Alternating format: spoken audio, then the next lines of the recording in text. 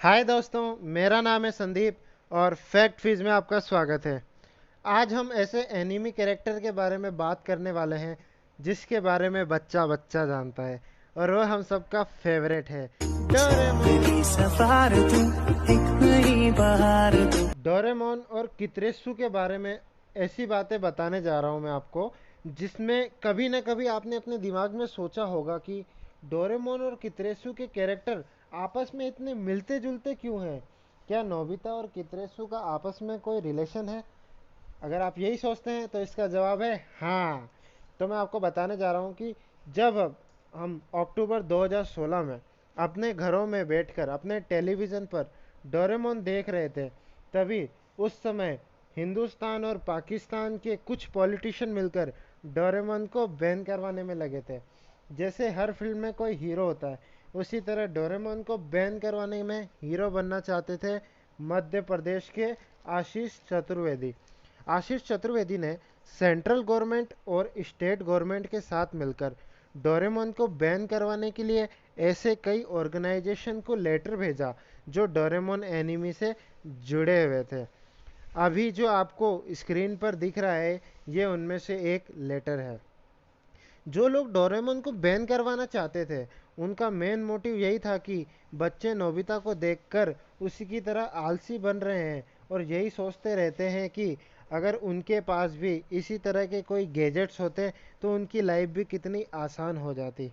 Doraemon के लेखक Fujiko फूजियो ने जब मांगा कॉमिक में डोरेमोन लिखा था, तभी उन्होंने ये बात सोच ली थी कि फ्यूचर में जाकर ऐसी कोई सिचुएशन आ सकती है जिसमें लोग डोरेमोन को बैन करवाने के लिए आवाज़ उठाएं।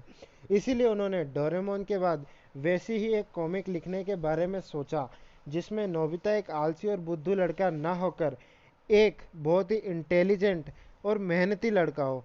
इन बातों को ध्यान में रखते हुए उन्होंने मांगा में एक कॉमिक निकाल भी दी, जिसका नाम रखा कित्रेसु दायाका, जिसका मतलब होता है कित्रेसु की इंसाइक्लोपीडिया। और भारत में हमें सिर्फ कित्रेसु के नाम से जानते हैं।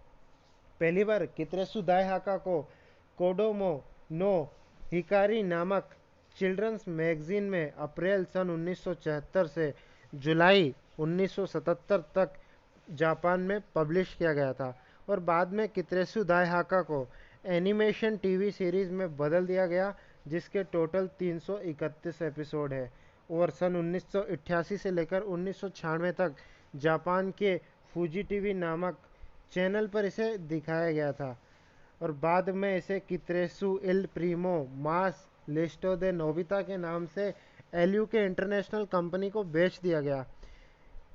कित्रेसु इल प्रीमो मास लिस्टो दे नोबिता का इंग्लिश ट्रांसलेट होता है नोबिता स्मार्टर कजन।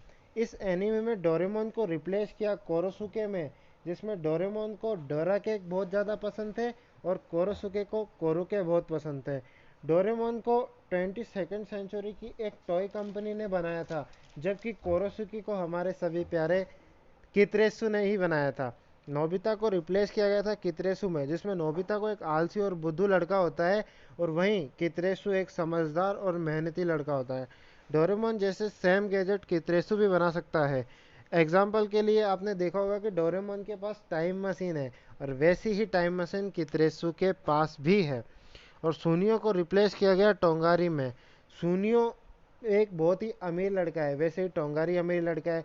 सुनियो चालाक लड़का है और इसकी शक्ल भी लोमड़ी जैसी है, वैसी ही शक्ल के साथ टोंगारी को भी कितरेसु में दिखाया गया है। जियान को रिप्लेस किया गया बूटा गोरिल्ला में। जैसे जियान मोटा और ताकतवर है, उसी तरीके से बूटा गोरिल्ला को भी बनाया गया था। शिजुका की जगह मियुको ने ली। आपने देखा होगा कि हमें कितरेसु टीवी पर देखने को नहीं मिलता। इसका एक जो मुख्य कारण है वह यही है कि कितरेसु का हर एपिसोड लगभग 25 मिनट का होता है, जबकि डोरेमोन और सिंचन जैसे एनिमेशन के एपिसोड 11 से 12 मिनट के होता है। तो ये नॉर्मल सी बात है, अगर 25 मिनट का कोई एपिसोड टेलीकास्ट हो रहा है तो उसमें बीच में एक ना एक ऐड जरूर आएगा, जिस कारण बच्चे उस चैनल को बदल कर दूसरा चैनल देखने लग जाते हैं और कितरेसु की टीआरपी गिर जाती है। इसी के चलते बहुत समय से किसी ने कितरेसु के राइट नहीं खरीदे और उसके नए एपिसोड भी हमें देखने को नहीं मिलते हैं। और जितने भी कार्टून चैनल हैं, जैसे कि जो फेमस चैनल है डिज्नी, हंगामा, पोगो, अपने अपने स्पेशल कैरेक्टर को लेके फेमस है। जैसे डिज्नी डोरेमोन के लिए फेमस है, हंगामा सिंचैन के लिए फेमस है, और पोगो छोटा भीम के लिए फेमस है। बस दोस्तों, आज के लिए इतना ही। ऐसी और वीडियोस देखने के लिए इस चैनल